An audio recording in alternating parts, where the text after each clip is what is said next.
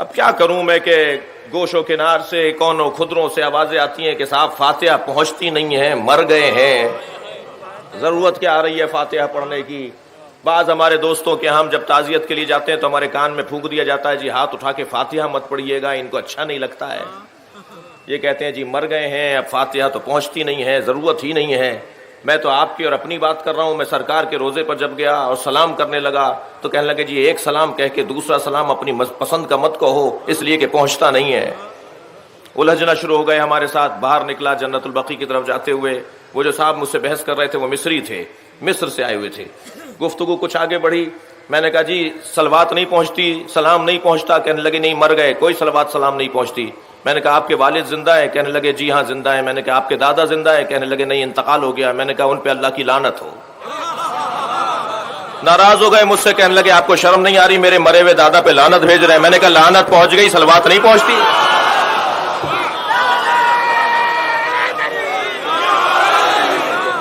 صلوات پڑھیں گے محمد و آل محمد۔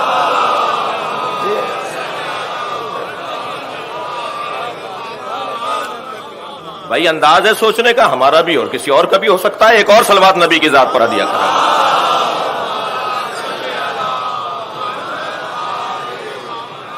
قرآن مجید کی تلاوت کا ثواب، میں تو کہتا ہوں جو ہمارے ہاں کا جو انداز ہے، میں ایک اور تھوڑی گنجائش دے دیتا ہوں اپنے ان دوستوں کو کہ یہ جب ہم ہاتھ اٹھا کر سورہ فاتحہ پڑھ رہے ہوتے ہیں، سورہ توحید پڑھ رہے ہوتے ہیں مرنے والوں کے لیے، تو یہ پہنچے گی نہیں پہنچے گی یہ علمی بحث ہے، یہ اللہ جانے، مردہ جانے، پڑھنے والا جانے۔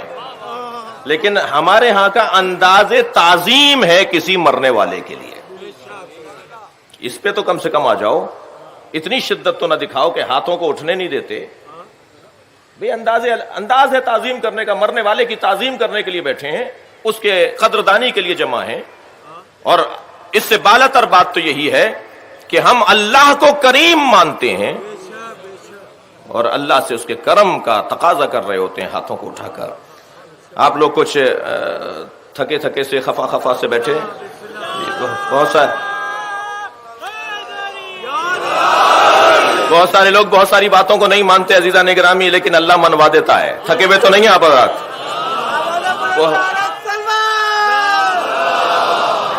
صلی علی محمد وآل محمد۔ اللہ آپ کو عظمت عطا فرمائے، اللہ آپ کو حفاظت عطا فرمائے، اللہ آپ کو رزق میں عزت میں آپ کے اضافہ فرمائے۔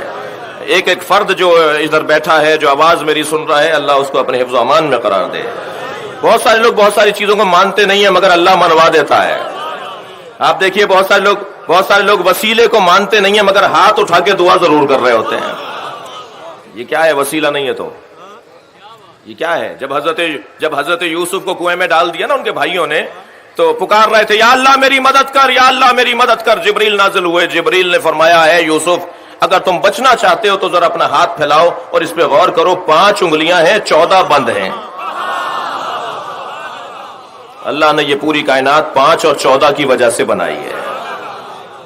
یہ اللہ نے بنایا ہے بھائی، یہ خود بخود نہیں بنی یہ چیزیں، اس میں رموز ہیں، نشانیاں ہیں، علامتیں ہیں، کچھ استعارے ہیں، کچھ کنائے ہیں، ان پہ غور کرو۔ نہیں مان رہے؟ قبروں پہ جانا بدعت ہے بھائی۔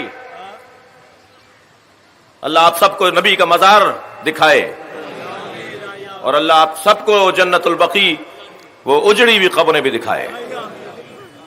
اور آج کی اس مجلس میں یہ بھی سب دعا کر کے جائیں کہ ہماری آنکھوں کے سامنے وہ مزار بنے جو مزار 1924 میں گرائے گئے تھے، ابن بطوطہ کے سفر نامے میں لکھے ہوئے ہیں، ابن خلدون کے سفر نامے میں ان مزاروں کی تصویریں موجود ہیں۔ میں اس بحث پہ، یہ میرا مضمون نہیں ہے کہ کیا، لیکن بہت سارے لوگ کہتے ہیں جی مزاروں پر نہیں جانا چاہیے اور مزارات پہ جانا بدعت ہے فلاں۔ میں ان سے شدت کو کم کرنے کی دعوت دے رہا ہوں، شدت کو کم کریں۔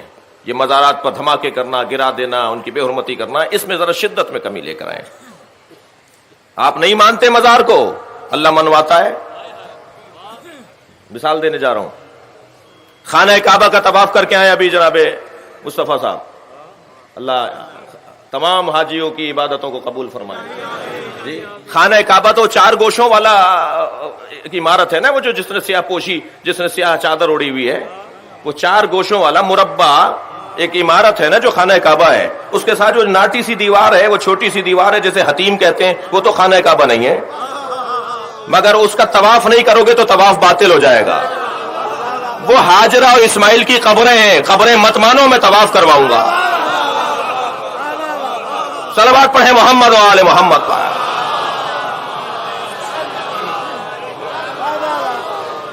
تبرکات کا انکار کرنے والے، نیاز نظر کی مخالفت کرنے والے، سبیلوں کے خلاف بات کرنے والے زمزم ضرور لے کر آتے ہیں۔